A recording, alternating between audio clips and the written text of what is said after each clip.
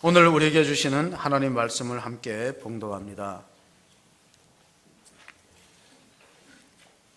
사도행전 1장 1절에서 8절까지 말씀이 되겠습니다. 하나님 말씀을 함께 읽습니다. 시작. 데오빌로여, 내가 먼저 쓴 글에는 무릇 예수께서 행하시며 가르치기를 시작하심부터 그가 택하신 사도들에게 성령으로 명하시고 성천하신 날까지의 일을 기록하였노라. 그가 고난 받으신 후에 또한 그들에게 확실히 많은 증거로 친히 살아계심을 나타내사 40일 동안 그들에게 보이시며 하나님 나라의 일을 말씀하시니라. 사도와 함께 모이사 그들에게 분부하여 이르시되 예루살렘을 떠나지 말고 내게서 들은 바 아버지께서 약속하신 것을 기다리라. 요한은 물로 세례를 베풀었으나 너희는 몇 날이 못되어 성령으로 세례를 받으리라 하셨느니라. 그들이 모였을 때 예수께 여쭈어 이르되 주께서 이스라엘 나라를 회복하심이 이때니까 하니 이르시되 때와 시기는 아버지께서 자기의 권한에 두셨으니 너희가 알 바 아니요 오직 성령이 너희에게 임하시면 너희가 권능을 받고 예루살렘과 온 유대와 사마리아와 땅끝까지 이르러 내 증인이 되리라 하시니라. 아멘. 인간의 끝은 하나님의 시작이라는 말이 있습니다. 홍해의 기적이 일어났을 때도 앞에는 홍해가 가로놓여 있고 뒤에는 애굽 병거가 추격하는 절체절명의 위기 가운데 하나님께서 이스라엘 민족을 건져주시기 위해서 일하시기 시작했습니다. 출애굽기 14장 13절에 보면은 모세가 백성에게 이르되 두려워 말라, 가만히 서서 오늘 너희를 위하여서 싸우시는 여호와의 구원을 보리라, 그렇게 말씀해 주셨습니다. 그러므로 우리가 오늘 본문을 통해서 알 수 있는 것은 예수님의 제자들도 역시 십자가에 못 박히실 때 끝났다, 이제는 모든 것이 끝났다고 뿔뿔이 흩어졌습니다. 그럼에도 불구하고 그들이 다시 모여서 예루살렘 신앙 공동체를 만들고 위험과 핍박이 기다리는 가운데서 교회를 개척해 나갈 수 있었던 원동력은 그들이 부활한 주님을 만났기 때문입니다. 사도행전 1장 3절에 대해서는 예수님이 부활하신 후에 이스라엘 민족, 특별히 제자들에게 40일 동안 나타나셔서 하나님의 일을 말씀하셨다는 기록이 있습니다. 사도행전 1장 3절의 말씀을 같이 보십니다. 그가 고난받으신 후에 또한 그들에게 확실한 많은 증거로 친히 살아계심을 나타내사 40일 동안 그들에게 보이시며 하나님 나라의 일을 말씀하시니라. 왜 40일 동안 부활하신 예수님을 친히 자신을 드러냈을까? 한 3일 동안 있었더라면 제자들이 또 의심이 생겼을까요? 예수님이 과연 확실히 부활하셨을까? 우리가 혹시 뭐 잘못 본 것 아니냐? 그래서 우리가 복음서에 보면 예수님께서 적어도 11차례 부활한 모습을 여러 가지 모양으로 드러내 주셨습니다. 요한복음 21장에 디베라 바닷가에서 예수님이 세 번째 나타나셔서 베드로에게 내 양을 먹이라 하고 분부하셨어요. 그러므로 우리는 예수님이 제자들에게 믿음의 확신을 주기 위해서 이렇게 40일 동안 하나님 나라 일을 말씀하셨다는 것을 알 수 있고, 또한 40일이라는 숫자는 성경이 갖고 있는 상징적인 의미가 큽니다. 예수님께서 공생애를 시작하실 때 40일 동안 광야에서 금식하며 기도하셨습니다. 노아의 홍수가 40일 주야로 비가 내리고 노아의 8 식구가 구원받았습니다. 모세가 시내산에서 십계명을 받을 때 40일 동안 기도에 힘썼습니다. 니느웨 성의 멸망을 요나가 외쳤을 때 기회가 40일 안에 해결하면 이 성을 사하리라. 그러므로 40일이라는 것, 인생의 변화를 주도할 수 있는 중요한 날짜가 40일이라 하는 걸 알 수 있습니다. 레거런 목사, 목적이 이끄는 삶 가운데서 40일 동안 40가지의 내용들을 적고 사람이 바뀌기 위해서는 최소한 필요한 시간이 40일이다 하는 사실을 말해주고 있습니다. 오늘 우리가 하나님 나라의 일을 예수님이 40일 동안 증거하셨다고 했는데 예수님의 첫 번째 메시지가 마가복음 1장 15절에 나와 있습니다. 거기 보면은 예수님의 공생의 첫 번째 설교의 주제가 이것이었습니다. 함께 봅니다. 이르시되 때가 찼고 하나님 나라가 가까웠으니 회개하고 복음을 믿으라 하시더라. 예수님은 왜 자신을 믿으라 하지 않고 하나님 나라가 가까웠다고 증거했을까? 하나님 나라는 두 가지, 시간적으로 두 가지, 이미 예수님이 오셨을 때 하나님 나라가 시작되었습니다. 그러나 아직까지 하나님 나라가 완성된 건 아니에요. 그래서 하나님 나라는 이미와 아직, 현재성과 미래성이란 두 가지 시간 가운데 있습니다. 이걸 조금 쉽게 해석하면 이렇습니다. 스펄전 목사가 작은 믿음은 죽어서 천국 가고 큰 믿음은 살아서 천국을 경험한다 그랬어요. 하나님 나라가 우리 죽어서 장차 가는 세계에도 존재하지만 이 땅에서도 하나님 나라를 경험할 수 있는 사람이 있다. 어떤 사람? 인생의 주어가 바뀐 사람이에요. 나 중심에서 하나님 중심으로 바뀐 사람은 죽어서 천국 가는 게 아니라 이 땅에서 천국을 경험할 수 있다. 요즘 이런 말이 있어요. 항복하면 행복해진다. 어떤 분이 사설을 썼는데 그 사설 제목이 이렇더라고. 항복하면 행복해진다. 우리 가정에서도 그래요. 서로 굽히지 않고 항복이 없어요. 자녀는 부모한테 항복하지 않고 부부간에도 힘겨루를 합니다. 정치도 그래요. 그러니까 우리 하나님 앞에, 다른 건 몰라도 하나님 앞에 항복할 때 행복이 시작되는데 자기 중심적으로 살아가는 모습을 많이 볼 수 있습니다. 자, 예수님이 부활했을 때 제자들은 큰 기쁨과 감격을 경험했는데 그때도 여전히 그들의 관심은 세상적이었어요. 그럼 뭘 보면 알 수 있냐면은 그들이 예수님한테 이렇게 질문합니다. 1장 6절에, 사도행전 1장 6절에 질문한 내용을 보면은 이것이었습니다.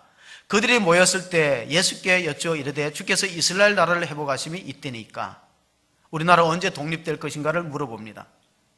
그건 뭐냐면은 예수님이 부활하셔도 현재 우리가 당면한 문제가 시급합니다. 이 나라가 로마의 압제에서 언제 벗어날 수 있습니까? 또 하나 숨은 동기가 뭐냐면 그렇게 되면은 예수님이 이스라엘의 왕이 될 것이고 우리는 중요한 자리가 주어지지 않겠습니까? 속셈은 그거예요. 예수님이 십자가의 고난을 예고할 때도 제자들의 관심은 누가 더 높아지는 것입니다. 주의 좌우편에 누가 설 것이냐, 야고보와 요한 중에 누가 설 것이냐, 그리고 다른 제자들도 시기하면서 화를 내고 경쟁 심리에 사로잡혀 있습니다. 그게 바로 오늘 우리들의 모습일 수도 있어요.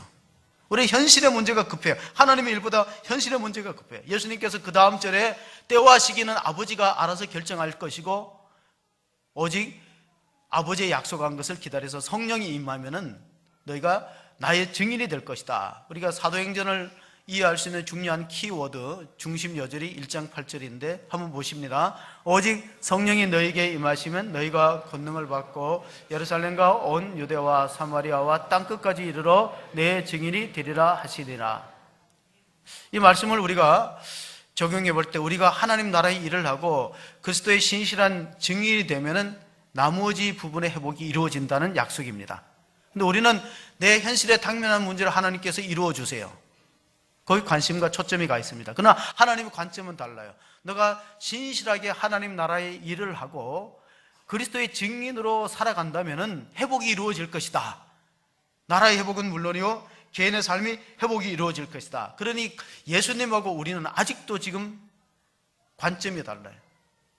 한문 사자성어 보면은 동상이몽이란 말이 있어요. 한 침대에 누워도 생각이 달라요. 오월동주라는 말이 있어요. 한 배에 타도 오나라 사람하고 월나라 사람은 생각이 다른 거예요. 왜 이럴까? 예수님은 하나님 나라의 일에 관심이 있었고 제자들은 이 땅의 지상의 나라 이스라엘 나라가 회복되고 우리가 그 가운데 중요한 자리를 앉아서 권세를 누리며 살아가는데 목적이 있습니다. 그런데 가만히 보면은 이스라엘에 들어가는 나라에 들어가는 것은 유대인의 혈통을 타고나면 들어갈 수 있어요. 근데 하나님 나라에 들어가려면 거듭나야 됩니다. 물과 성령으로 거듭나야 되기 때문에 예수님께서 예루살렘을 떠나지 말고 성령의 세례를 경험하라. 요한은 물로 세례를 주었지만 몇 날이 못 되어서 너희들은 성령으로 세례를 받을 것이다. 실제로 성전을 떠나지 않고 예루살렘을 떠나지 않았던 120명은 성령의 체험을 합니다. 그게 교회의 시작입니다. 여러분, 우리가 부활절이 없이는 오순절이 있을 수가 없어요. 그러나 오순절이 없었더라면 교회 출발도 생기지 않았을 것입니다. 사도 바울은 로마서 10장 9절에 우리가 거듭나기 위해서, 구원받고 하나님 나라의 백성이 되기 위해서는 고백이 필요하다고 말씀합니다. 내가 만일 내 입으로 예수를 주로 시인하며 또 하나님께서 그를 죽은 자 가운데서 살리신 것을 내 마음에 믿으면 구원을 받으리라. 무엇을 믿어야 돼요? 부활을 믿으셔야 돼요. 여러분, 부활을 믿어야만 하나님 나라에 들어갈 수 있는 자격이 주어진다. 10절에 보면은 사람이 마음으로 믿어 의에 이르고 입으로 시인하여 구원에 이르니라. 이럴 때는 유대인만 이스라엘 백성이 되는 것처럼 그렇게 되는 게 아니라 헬라인이나 유대인이나 심지어 이스라엘을 지배했던 로마 사람이나 다 들어갈 수 있는 나라가 하나님의 나라입니다. 거듭난 사람은 다 들어갈 수 있어요. 어린아이들의 찬송 가운데 돈으로도 못 가요, 하나님의 나라. 지식으로도 못 가요, 힘으로도 못 가요. 그럼 어떻게 하면 갈 수 있습니까? 거듭나면 갈 수 있는 나라, 하나님의 나라입니다. 자, 이스라엘 나라나 로마의 나라는 나라를 넓히기 위해서는 전쟁을 해야 됩니다. 전쟁을 하지 않고는 국토가 확장되지 못해요. 그러나 하나님 나라는 전도에 의해서 확장됩니다. 그래서 예수님께서 내 증인이 되라, 땅끝까지 이르러 내 증인이 되라고 말씀해 주셨습니다. 이스라엘 민족이 기대했던 꿈과 하나님 아들 예수 그리스도의 꿈이 달라요. 꿈이 다르다는 거예요. 우리가 꿈을 다른 말로 하면 비전이라고 합니다. 그런데 지금 40일 동안 예수님께서 부활한 몸을 제자들에게 직접 보여주시면서 하나님의 나라 일을 말할 때 제자들은 계속해서 동문서답합니다. 동쪽을 물었는데 서쪽을 대답해요. 어떤 중학생이 한문 시간에 동문서답을 쓰라 그러니까 아주 간단하고 쉬운 건데 생각이 안 나니까 동쪽에서 문을 닫으면 서쪽이 답답하다 그렇게 썼대요. 하나님은 한쪽 문을 닫으시면 한쪽 문을 여시는 분입니다. 우리가 여호와의 증인이 뭐 이단인 건 여러 가지지만은 그 중에 예수님은 여호와의 증인이 되라고 하지 않고 누구의 증인이 되라 그랬어요? 예수의 증인이 되라 그랬어요. 내 증인이다. 땅끝까지 이르러 내 증인이 되라고 명령하셨어요. 근데 제자들은 왜 관심이 이스라엘 나라의 회복이 있냐면 그들이 아직도 주님 앞에서 보상 심리에 사로잡혀서 일하고 있습니다. 우리 중에서 12명 중에서 누가 가장 수고했는가? 그 사람이 높은 자리에 앉을 것이다. 서열 다툼, 권력지향적인 모습을 갖고 시기하는 것을 볼 수 있습니다. 그러나 예수님은 그들의 욕망을 바꾸어 주었어요. 너들은 지상의 나라의 욕망을 갖지 말고 하나님의 일을 하고 하나님 나라 확장을 위해서 쓰임 받다가 보면은 그런 날이 올 것이다. 이스라엘 나라가 회복될 날이 올 것이다 하고 그들의 비전을 바꾸어 주었습니다. 그러나 그들의 비전은 또한 다른 사람에게 전파됩니다. 마치 호수에다가 돌을 던지면 파물이 일어나는 것처럼 하나님 나라의 비전은 처음에 예수님만 가지고 있다가 제자들에게 옮겨졌고 제자들은 다른 사람에게 전파했어요. 초대교회가 7 안수 집사를 뽑았는데 그 중에 빌립이라는 사람이 사마리아 지역에 가서 복음을 전파하면서 이런 말을 했습니다. 사도행전 8장 12절에 보면은 같이 봅니다. 빌립이 하나님의 나라와 및 예수 그리스도의 이름에 관하여 전도함을 그들이 믿고 남녀가 다 세례를 받으니 하나님 나라의 비전은 이제 공유되어 가기 시작합니다. 사도들에게 의해서 또 집사들에게 공유되기 때문에 이 사도행전의 끝에 보면은 사도행전이 28장 31절로 끝나요. 왜 우리가 하나님 나라에 관심을 가져야 되나 하면은 모든 성경이 일관되게 주장하는 것은 그 성경을 흐르는 관통하는 맥은 하나님 나라예요. 하나님 나라 사상이에요. 그래서 사도행전도 마지막 절 보면 하나님 나라를 전파했다고 끝나는데 28장 31절을 같이 봅니다. 하나님의 나라를 전파하며 주 예수 그리스도에 관한 모든 것을 담대하게 거침없이 가르치더라. 그 앞절에 보면 사도 바울이 로마 감옥에 이태를 갇혀 있습니다. 그런데 감옥에 갇혀 있다고 해서 자유가 없는 게 아니라 연금 상태에서 그 자기 바울의 셋집에서 찾아오는 사람들을 영접하면서 그 다음 마지막 절이 하나님 나라를 전파했어요. 그러니까 하나님 나라에 관심을 갖지 않는다는 것은 우리의 신앙이 상당히 성경과 맞지 않다고 볼 수 있어요. 자, 우리가 바울이 복음을 전파할 때 에베소 교회를 개척하고 그 다음에 밀레도 항구에서 에베소 교회 장로들과 헤어지면서 작별 인사를 할 때 이렇게 고백합니다. 사도행전 20장 22절인데 그래서 우리가 사도행전을 다른 말로 성령행전이라고 불러요. 사도들이 활동한 것을 기록한 게 아니라 사도들이 성령에 사로잡혀서 일했기 때문에 사도행전의 별명이 성령행전이다. 22절을 보시면 봅니다. 보라, 이제 나는 성령에 매어 예루살렘으로 가는데 거기서 무슨 일을 당할는지 알지 못하노라. 성령이 내게 가르쳐 주기를 결박과 환난이 기다린다고 하나, 그러나 내가 주 예수께 받은 사명 은혜의 복음을 증거하는 일을 마치려 하면은 나의 생명을 조금 더 귀한 것으로 여기지 않는다. 그게 사도 바울의 각오였어요. 결단이었고, 마치 주기철 목사님이 신사참배를 하지 않기 위해서 일사각오를 가졌던 것처럼 사도 바울은 하나님의 복음에 대한 일사각오를 가지고 예루살렘으로 들어갑니다. 그리고 25절에 이렇게 말합니다. 같이 20장 25절을 봅니다. 보라, 내가 여러분 중에 왕래하며 하나님 나라를 전파하였으나 이제 여러분이 다시 다 내 얼굴을 다시 보지 못할 줄 아노라. 장로님들과 헤어지면서 기도하면서 이게 끝입니다. 내가 예루살렘에 들어가면 아마 살아서 돌아오지 어려울 겁니다. 그러나 나는 하나님 나라를 전하기 위해서 갑니다. 그럼 우리가 하나님 나라에 얼마나 관심 갖고 하나님 나라를 소망하면서 신앙생활합니까? 하나님의 나라에 대한 것은 구약시대부터 있어 왔는데 두 가지 전승이 있습니다. 하나는 다윗 전승이고 하나는 다니엘 전승이에요. 다윗 전승의 하나님 나라 사상은 뭐냐 하면은 이스라엘이 가장 영광스러웠던 시대가 다윗 시대예요. 통일 왕국을 이루고 잘 살던 시대예요. 그걸 꿈꾸는 거예요. 언젠가 우리가 다윗의 후손으로 이런 메시아가 오면은 우리가 다른 나라의 지배를 받지 않고 우리나라가 영토가 넓어지고 잘 사는 시대가 올 것이다. 근데 그 다윗 전승의 메시아는 현세적이고 정치적인 메시아예요. 또 하나의 하나님 나라 사상이 구약의 다니엘 전승이 있어요. 다니엘서 7장에 보면 인자 같은 이가 하늘 구름을 타고 오시는데 그 다니엘 전승의 하나님의 나라는 초자연적이고 영적인 것이에요. 당장 눈에는 보이지 않아요. 그러나 종말의 시대에 도래할 하나님의 나라고, 이스라엘 민족들이 그렇게 기다렸던 하나님 나라는 현세에서 이루어질 다윗과 같은 메시아를 기대했어요. 아마 가룟 유다가 갖고 있었던 메시아 사상도 그것이었어요. 다윗과 같이 좀 우리나라가 힘 있어 보이고 능력도 있고, 그래서 로마의 압제에서 벗어나고 우리를 잘 살게 해주는 그런 메시아를 기대했는데 예수님의 가르침이 자꾸 가룟 유다의 자식이하고 핀트가 안 맞아요. 그래서 팔아버렸어요. 은 30냥에 팔아버렸어요. 정치적인 메시아를 기대했다가.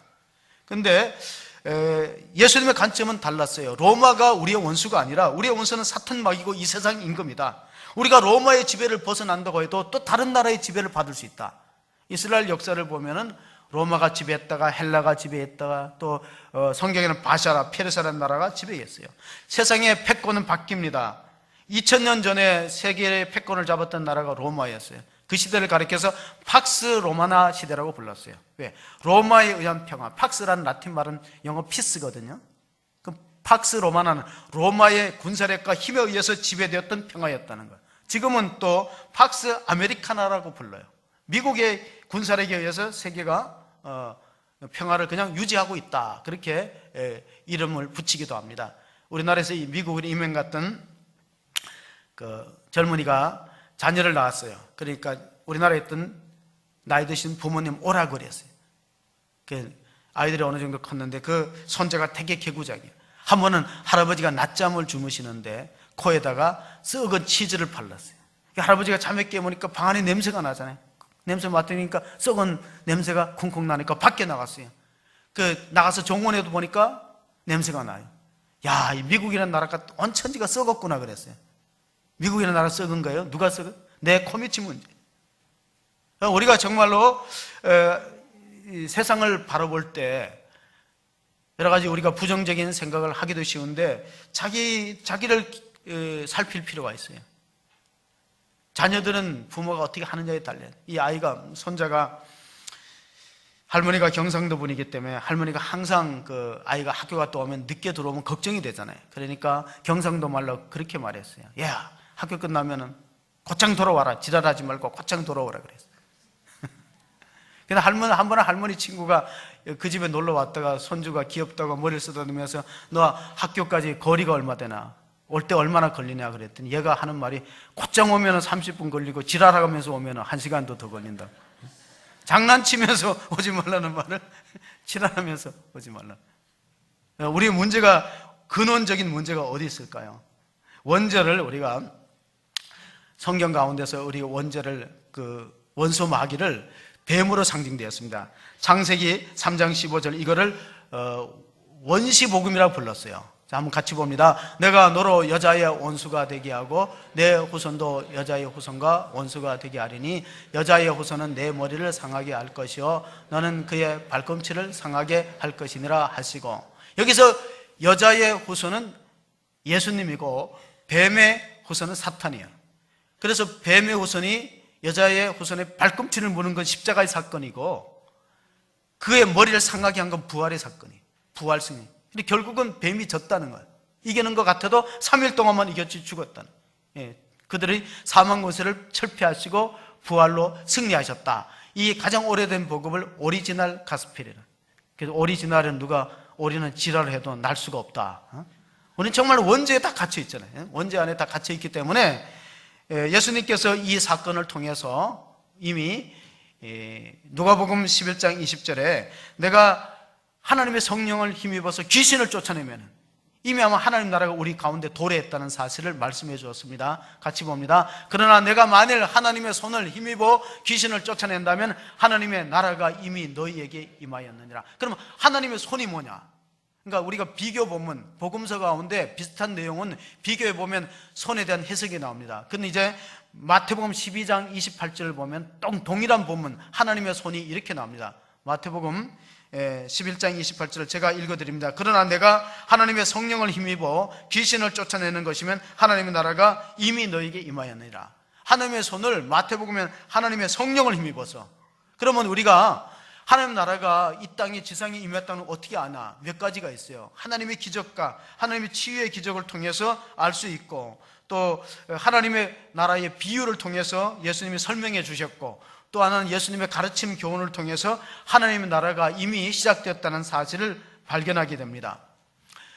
우리나라에는 순교자가 많은 지역을 절두산이라고 불렀고, 프랑스에 가면은 몽마르뜨르 언덕이 순교자가 많았대요. 몽마르뜨르라는 건 몽이라는 건 마운틴이라는 뜻이에요. 프랑스 말로 마운틴, 불어로. 마르뜨르라는 것은 증인이 되었다, 순교자가 되었다는 뜻입니다. 오늘 사도행전 1장 8절에 너희가 권능을 받고 성령에 의해서 권능을 받고 내 증인이 되라는 말은 순교자의 삶을 살아라는 말입니다. 순교자, 복음을 위해서. 독재자는 살아서 말하고 순교자는 죽어서 말하는 차이가 있다고 합니다. 이제 하나님의 성령이 초대교회 역사할 때 그들은 나가서 직분에 관계없이 그리스도를 전하는 증인의 삶을 살았습니다. 그래서 초대교회는 만일 성령이 떠나가면은 하나님의 일들이 많이 중단돼요. 그러나 현대교회는 성령이 빠져나가도 교회가 그냥 움직여요. 그 무엇을 의미하냐면은 인본적으로 교회가 운영되고 있다는 사실이에요. 그러면 교회가 해야 될 가장 중요한 사명이 뭐냐?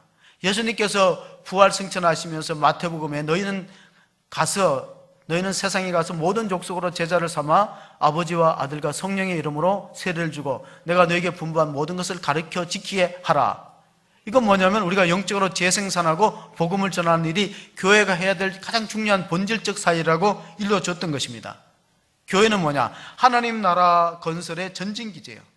에레미아스라는 독일의 신학자가 예수님이 사역하시면서 마지막 기대는 교회, 하나님 나라 백성의 공동체에 있었다고 하는데, 하나님 나라 백성의 공동체는 부활신앙을 갖고 모였던 공동체였습니다. 그리고 이 복음을 세상에 나가서 담대하게 전했던 공동체였습니다. 몰트만이라는 신학자는 성령의 능력 아래에 있는 교회라, 그래서 성령의 능력을 힘입어서 나가서 복음을 전할 때만 그때 우리가 교회의 존재 이유를 살려낼 수 있어요. 만일 우리가 교회가 교회로서의 본질적인 사명을 외면해버리면은 예수님이 비유로 말씀하셨던 것처럼 밖에 버리워서 많은 사람에게 밟히는 소금밖에 되지 못해요. 그러니까 교회는 무엇 때문에 존재하는가? 불이 탐으로 불이 존재하듯이 교회는 복음을 전파함으로 전도함으로 존재하는데, 이것을 우리가 놓치면은 교회로서 직무유기가 되는 거예요. 마땅히 해야 될 일을 못하는 것입니다. 요즘에는 사람들이 취업하기 힘들다고 해요. 그런데 어느 특정 분야에는 또 사람이 없어요. 예를 들어서 소프트웨어는 지금 우리나라가 지금 소프트웨어를 통해서 어떤 혁신을 이루고자 하는 산업 분야에는 22만 명이 필요한데 실제로 준비된 인원은 14만 명밖에 없대요. 그러니까 사람들은 일할 때를 찾는데 회사는 일꾼을 찾는 거예요. 일할 사람이 없다는. 그건 전문화된 석박사 이상의 학위를 가지고 이 소프트웨어 분야에서 전문화된 일꾼이 없다는. 교회도 마찬가지예요. 교회도 사람들이 일꾼이 많이 없어요. 큰 교회라고 일꾼이 넘쳐나는 것은 결코 아닙니다. 일하는 사람은 극히 소수예요. 예수님께서 마태복음 11장 12절에 이렇게 말했어요. 세례 요한의 때부터 지금까지 천국은 침노를 당하나니 침노하는 자는 빼앗느니라. 하나님 나라 일을 적극적으로 열심히 하는 사람은 빼앗는다는 거예요. 예수님의 이적은 네 가지로 나타났어요. 병을 고치는 치유 이적이 있고, 귀신을 쫓아내는 축기 이적이 있었고, 바다를 풍랑을 잔잔케 하는 자연 이적이 있었고, 그리고 예수님이 굶주린 자에게 먹을 양식을 5천 명의 양식을 공급하는 급식 이적이 있었어요. 그러나 그 모든 이적도 예수님의 부활에 비교하면 미미한 것이죠. 로마서 1장 3절 4절을 보면은 사도 바울은 예수님의 부활로 말미암아 그분이 하나님이었다는 사실이 증명되었다는 걸 밝히고 있습니다. 로마서 1장 3절 4절을 읽어봅니다. 그의 아들에 관하여 말하면 육신으로는 다윗의 혈통에서 나셨고 성결의 영으로는 죽은 자들 가운데서 부활하사 능력으로 하나님의 아들로 선포되었으니 곧 우리 주 예수 그리스도시니라. 사도 바울이 볼 때는 예수님은 두 가지 본성을 가졌어요. 예수님 우리처럼 인간성을 가지고 있는데 그 인성은 다윗의 혈통으로 물려받은 인성이고, 성결의 영혼은 죽은 자 가운데 부활하셔서 능력으로 하나님 아들로 입증되셨기 때문에 예수님의 신성은 부활하심으로 증명되었다. 그래서 우리가 이단은 뭐냐면 둘 중에 하나를 빼면 이단이에요. 여호와의 증인은 예수님의 인성은 강조했어요. 그러나 신성은 약화시켰어요. 이단이다. 영지주의라는 이단이 있어요. 초대교회 요한복음에 있었던 적그리스도. 거기 반대로 예수님의 신성은 드러냈지만 예수님은 저급한 육신을 갖고 있지 않았다. 인성을 빼버렸어요. 그럼 놓치죠. 다윗 혈통으로 오셨다, 인간성을 갖고 오셨다는 사실을 놓쳐버렸어요. 예수님의 죽으심에 대해서 이사야서 53장 5절은 그가 찔림은 우리의 허물 때문이요 그가 상함은 우리의 죄악 때문이라. 그가 징계를 받음으로 우리가 평화를 누리고 그가 채찍에 맞음으로 우리가 나음을 입었도다. 예수님이 채찍을 받고 피 흘림으로 우리 건강이 회복될 수 있는 근거를 마련했다는 것입니다. 왜냐하면 하나님의 나라는 병이 없는 상태, 그리고 건강한 상태, 영생의 상태가 하나님의 나라, 그 나라를 꿈꾸고 그 나라를 전했던 것이 예수님의 사역의 중심이에요. 예수님 모든 비유를 보면 천국의 비유가 있는데, 예를 들어서 우리가 마태복음 13장 44절에 보면 천국 보화의 비유가 있어요. 밭에 감추인 보화. 거기 보면 이런 내용이 들어있습니다. 천국은 마치 밭에 감춘 보화와 같으니 사람이 이를 발견한 후에 숨겨두고 기뻐하며 돌아가서 자기의 모든 소유를 다 팔아 그 밭을 사느니라. 옛날에는 은행이 없기 때문에 전쟁이 일어나면 사람들이 금은 보화라든가 장신구들을, 비싼 것들을, 보석들을 항아리나 단지에 담아서 땅에 묻어요. 그래서 자기만 알도록 표시해요. 문제는 전쟁 갔다가 살아서 못 돌아올 때가 있어요. 포로로 끌려가서 죽는 경우도 있어요. 그럼 그 보물은 주인을 잃어버린 채 땅속에 묻혀 있는데, 역사가들이 예루살렘이 멸망당하고 로마 사람들이 가서 땅을 파보니까 엄청난 보물들을 발견한 사람이 있대. 한번 관심 있는 분들은 이스라엘 한번 가보세요. 땅 파보세요. 감춰놓기 막 나온다는 거예요. 그 역사학자 요세푸스의 기록이 있어요. 근데 하나님 나라와 그거 같더라. 하나님 나라는 없는 것이 아니라 내가 발견 못한 것이지. 내 눈에 발견이 안 되니까 하나님 나라의 가치를 모르는 사람은 절대 자기 소유를 다 팔아서 그 밭을 사지 않아요. 교회만 다닐 뿐이지. 하나님 나라를 발견하고 하나님 나라를 소유한 사람이래야 자기 소유를 다 팔아서라도 천국을 살려고, 하나님 나라를 살려고 그런 결심을 하게 되지, 그렇지 않은 사람은 그냥 교회를 다닐 뿐이죠. 우리가 교회를 다녀도 하나님 나라의 확신이 없다는 것은 참으로 불행한 일이 아닐 수 없습니다. 예수님의 모든 가르침의 핵심은 보면은 비유의 핵심도 천국의 비유고, 예수님의 마태복음도 보면 하늘나라 백성들이 살아야 될 가르침이에요. 자, 팔복을 보면 심령이 가난한 자는 복이 있나니 천국이 저희 것이며, 하나님 나라가 연결되어 있죠. 모든 축복이 하나님 나라가 연결되어 있어요. 오늘 우리가 사도행전을 썼던 사람이 누가라는 의사였어요.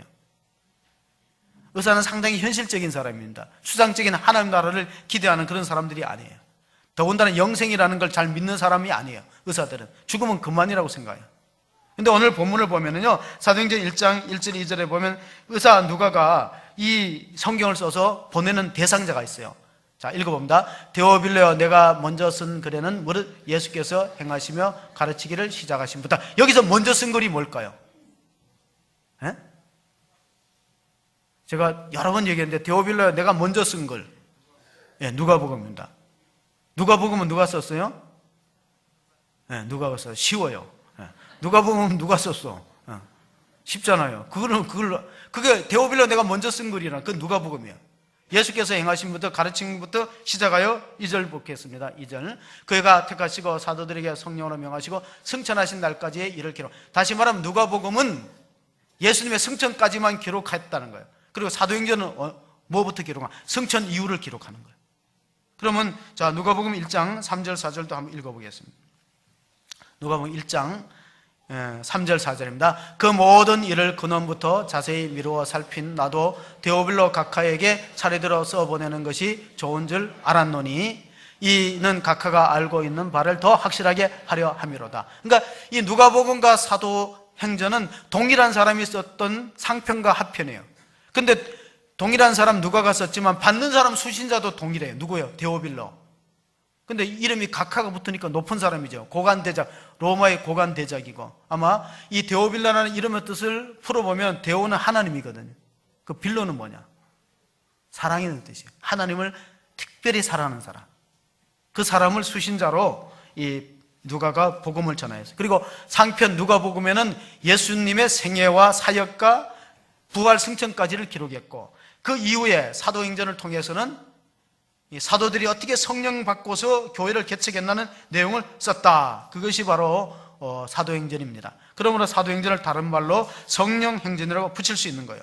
예수님의 하나님 나라 일을 우리가 조금 구체적으로 살펴보면 무슨 일을 했는가? 마태복음 9장 35절에 보면 예수님의 공생의 사역에 세 가지 중심이 있습니다. 같이 봅니다. 예수께서 모든 도시와 마을에 두루 다니사 그들의 해당에서 가르치시며 천국 복음을 전파하시고 모든 병과 모든 약한 것을 고치시니라. 예수님이 하나님 나라의 일을 하셨다. 3년 동안 세 가지를 중점으로 했는데 그것을 가르치는 거예요. 티칭 미니스트리. 그 다음에 천국 복음을 전도하는, 프리칭하는 거. 전파하는 미니스트리. 그리고 병을 고치는 거. 사람들의 병을 힐링 미니스트라. 그러니까 우리가 힐링이라는 말을 요즘 많이 쓰는데 예수님의 사역의 중심에 이미 힐링이 들어있어요. 하나님 나라의 일을 구체적으로 어떻게 했는가? 세 가지 했어요. 그러면 교회가 해야 될 일이 뭐냐? 교회가 오늘 우리가 해야 될 하나님 나라의 일은 예수님이 하셨던 일을 이어받는 거예요.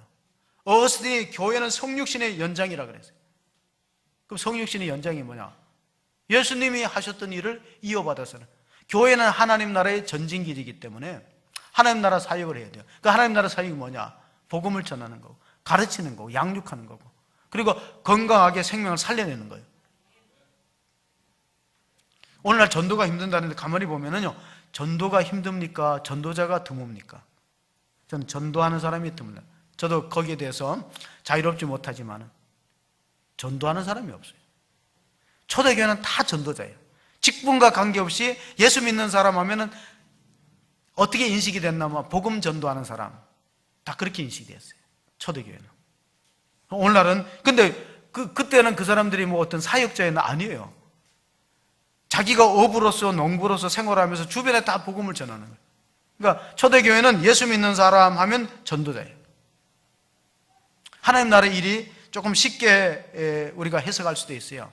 꼭 나는 전도를 못하니까 그럼 하나님 나라 일을 못하는 거 아니에요. 요한복음 6장 28절에 보면 제자들이 예수님한테 이렇게 물어봅니다. 그들이 묻되 우리가 어떻게 하여 하나님 일을 하오리까? 29절을 같이 봅니다.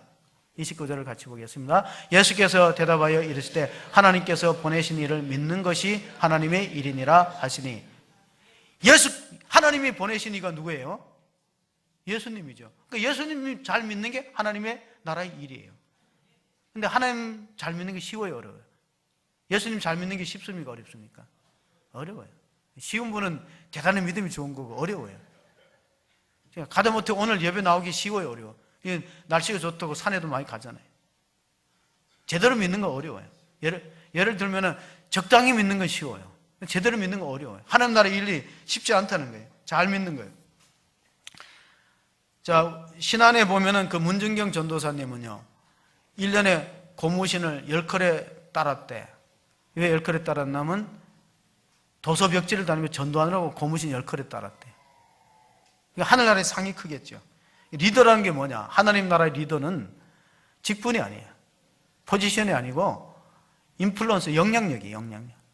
이런 말이 있어요. 3류 리더는 재산을 남겨놓고 2류 리더는 명성을 남겨놓고 1류 리더는 정신을 남겨놓는다. 우리 하나님 나라의 사상을 남겨줘야 돼요. 하나님 나라의 사상을 우리가 또 우리 가정에서 또 내가 속해 있는 공동체에서 전해야 되는데, 그러기 위해서는 내 힘으로 안 되기 때문에 권능을 받는, 성령이 임하면 너희가 권능이 임하고 권능이 임하면 너희가 증인이 된다. 우리 청문회 할 때 보면은 위증이라는 게 있거든요. 위증은 뭐냐면 보고도 못 봤다 그런 거. 왜 보고도 못 봤다 그러냐면 자기한테 불리하니까. 증인은 뭐냐면 불리하더라도 바로 얘기하는 거. 내가 봤다. 예수님 부활을 봤다. 예수님 부활을 봤다면 어떻게 되냐면 감옥에 데려가고 때로는 화형도 시키고 맹수의 밥이 돼가고 십자가에 죽여요. 근데 내가 본 것을 봤다는 게 증인이에요. 증인은 다른 말로 하면 순교자고, 또 가만히 입 다물고 있으면은 그러면은 고생을 안 할 텐데, 수고를 안 할 텐데. 바울이 이렇게 말했어요. 내가 이제 너를 위하여 받는 괴로움을 기뻐하고 그리스도의 남은 고난을 그의 몸된 교회를 위해서 내 육체에 채우노라. 예수님이 남겨놓은 고난은 복음을 전해 하나님 나라 확장하는 거예요. 그걸 위해서 내가 고난 당하고 있다. 감리교를 만들었던 존 웨슬러가 우리가 죽으면은 천국 가면 하나님 3가지를 꼭 물어본대. 첫째, 내가 너에게 허락한 생명, 그 시간을 어떻게 썼느냐, 시간을 어떻게 사용했느냐 물어본대. 두 번째, 내가 너에게 맡긴 물질을 어떻게 썼느냐, 물질관을 물어봅니다. 세 번째, 내가 너에게 준 자녀들을, 선물로 준 자녀를 어떻게 가르쳤는가. 우리가 하나님 나라의 비전을 자녀들이 심어줄 필요가 있어요. 예수님께서 고린도전서 4장 1절에 우리가 하나님의 그리스도의 일꾼이요 하나님 비밀을 맡은 자로 여기면은 맡은 자에게 구할 것은 충성이라고 했어요. 이순신 장군이 호가 붙어있는데, 이순신 장군 홀 우리 잘 알죠? 뭡니까? 충무공이에요. 충성스러운 무공을 세웠다. 그런데 사실 이순신 장군이 없더라면요, 우리가 이미 지금으로부터 한 500년 전이죠. 500년 전에 나라가 중국과 일본의 소유가 되어서 분할 지배를 받을 가능성이 참 높았다. 그렇게 해석을 합니다. 명나라와 매나라, 우리나라 임진왜란이라는 것은 사실 내막을 보면 명나라, 그 나라의 중국의 명나라하고 외나라의 분할 전쟁이에요. 조선을 두고 대리 전쟁을 치렀던 거예요. 그러니까 우리가 그만큼 국력이 약했던, 그럼에도 불구하고 사색 당파를 일삼았으니 우리 정말 가슴 치고 통탄할 노릇 아닙니까? 왜냐하면 일본은 왜적들이 중국을 겨냥해서 한반도를 쳐들어오면서 남쪽에 4개 도를 달라 그랬어요. 4개 도. 그러니까 우리 남쪽을 차지하겠다는 거예요. 그리고 중국도 일본 왜적을 물리치면서 그들이 최종적인 목적은 조선을 요동반도의 울타리로 삼는 거예요. 그러니까 일본이 바로 못 오게 우리가 어떤 완충 역할을 하는 거예요. 그러니까 이게 분할 전쟁이라고. 외나라와 명나라가 조선을 분할 전쟁하기 위해서 이순신 같은 장군이 우리나라 없었더라면 이미 아마 나라가 그때 아마 반토막이 났어요. 지금 우리는 지구상의 유일한 분단 국가로 남아 있습니다. 그럼에도 불구하고 4분 5절 되어 있어요. 젊은이들이 많이 이제 꿈을 잃어버리고 뭐 3포 시대, 5포 시대 이렇게 하잖아요. 젊은이들이. 근데 젊은이들이 자꾸 3포 시대, 5포 시대 낭망하지 말고 저는 투표를 해야 된다는 생각이에요. 투표를. 대학생들하고 청년들이 투표를 안 해. 놀러 가고 빠져, 기권해버려, 포기해버려. 그러니까 다 포기하더라도 자꾸 투표까지 포기하면 더 희망이 없죠. 일본의, 우리나라에 또 그 고쳐야 될 것 중에 하나가 인물을 존중하지 않고 일꾼을 존중하지 않아요. 왜냐하면 제가 알기로도 이순신 장군이 충무공을 받은 건 죽은 이후에 한참 있다가 역사가 다시 그를 복권시켜 준 거지, 처음에 바로 준 게 아니에요. 일본의 영웅이라고, 전쟁 영웅, 러시아 함대를 물리쳤던 전쟁 영웅이라 일컬어지는 도고 헤이하치로가요, 자기가 전쟁 영웅이라 그러니까 이렇게 말했어요. 이순신 장군이 군신에 해당된다면 자기는 하사관도 하기 힘들다 그래요. 이순신 장군이 대장이라면 자기는 하사관도 안 된대. 근데 일본 사람들은 도고 헤이하치로를 러시아의 발틱 함대를 물리쳤다고 영웅으로 취급하고 있어요. 받들고 있어요. 영웅으로. 근데 자기가 고백하기를 내가 러시아의 발택 함대를 물리친 것은 이순신 장군의 하객전 전법을 약간 흉내내서 물리쳤다. 그러니까 이순신 장군은 얼마나 뛰어난 전략가인가. 23번 싸워서 23번 다 이겼어요. 그런데도 우리는 인물을 존중히 여기거나 일꾼을 존중히 여기는 풍토가 없다는 거예요. 제가 그 명랑이라는 영화를 보니까 그 주인공도 생각나지만 맨 나중에 장면이 잊혀지지 않아요. 혹시 그런 장면 기억합니까? 그 외적을 물리치느라고 엄청나게 그 노를 줬고, 거북선에 노를 줬고 막 고생하고 자기 동료 사병들이 화살에 맞고 칼에 맞아 죽어가면서도 그 이름 없는 병사가 이렇게 말했어요. 훗날 우리 후손들이 우리가 이렇게 나라를 지키기 위해서 목숨을 걸고 고생한 걸 기억할 수 있을까? 그 말이 제 마음에 와서 딱 꽂히더라고요. 이름 없는 병사가 우리가 나라를 지키기 위해서, 이 강토를 외적에 짓밟히지 않기 위해서 우리가 이렇게 힘들게 노를 줬고 고생하고, 그리고 우리 동료들이 죽어가는 것을 후손들이 기억해 줄까? 교회를 위해서, 하나님 나라를 위해서 이런 사람들이 필요하다는 거예요. 이름 없이 빛도 없이. 그래 누가 기억할까요? 우리가 고린도전서 15장 58절에 보면 부활장 마지막 절입니다. 같이 한번 읽어봅니다. 그러므로 내 사랑하는 형제들아 견실하며 흔들리지 말고 항상 주의 일에 더욱 힘쓰는 자들이 되라. 이는 너희 수고가 주 안에서 헛되지 않은 줄 알미라. 아멘. 혹시 담임 목사가 몰라주고, 혹시 옆에 있는 장로님 권사님 몰라줘, 누가 안다고요? 하나님이 아시잖아요. 하나님을 바라보고 하나님 일을 하는 것이죠. 교회는 하나님 나라의 대사관입니다. 주미 한국 대사관에서 일하는 사람들은 미국을 위해서 일하는 사람들이 아니에요. 우리나라를 선전하고 우리나라의 국익을 위해서 파송된 게 주미 한국 대사관이에요. 그럼 월급도 미국에서 줄까요? 한국에서 줄까요? 한국에서 줘요. 미국에서 월급이 안 나와요. 여러분이 하나님 나라의 대사관 교회로서 하나님 나라의 일을 감당하면 하나님이 공급해 주시죠. 하나님이 책임져 주시고 공급하십니다. 월급이 미국에서 안 나온다니까요. 예수님께서 부활하시고 딱 두 마디 하셨어요. 평강이 있을지어다. 숨을 내쉬면서 요한복음 20장에 성령을 받으라. 왜냐하면 하나님의 일은 내 힘으로 못하는 거예요. 우리가 성령을 사모하고 성령을 받으면 권능이 임하고, 권능이 임하면 그리스도의 부활의 증인이 되어서 하나님께 쓰임받는 일꾼들, 하나님 나라를 확장하는 데 쓰임받는 교회가 되시기를 주의 이름으로 축원합니다. 아멘. 하나님 아버지, 현실이 너무나 어렵고 힘들어서 낙심하고 절망하는 이웃들이 많습니다. 그러나 예수님 당시에도 마찬가지였습니다. 이스라엘 나라를 회복하심이 이때니까 우리의 관심은 현세적이고 지금에 있습니다. 그러나 하나님은 관심이 멀리 있고 하나님 나라에 있습니다. 너희가 성령이 임하면 권능을 받고 예루살렘과 온 유대와 사마리아 땅끝까지로 내 증인이 되면은 삶이 회복될 것이라고 약속해 주었습니다. 한국교회 다시 한번 부흥의 불길이 타오르고 이 1907년도에 성령의 강림의 역사가 있도록 도와주시옵소서. 우리가 권능받고 성령받고 그리스도의 증인 부활의 공동체로 쓰임받는 허수아비 교회 될 수 있도록 축복하여 주시기를 간절히 원하옵고 우리 구주 예수 그리스도의 이름으로 기도하옵나이다. 아멘.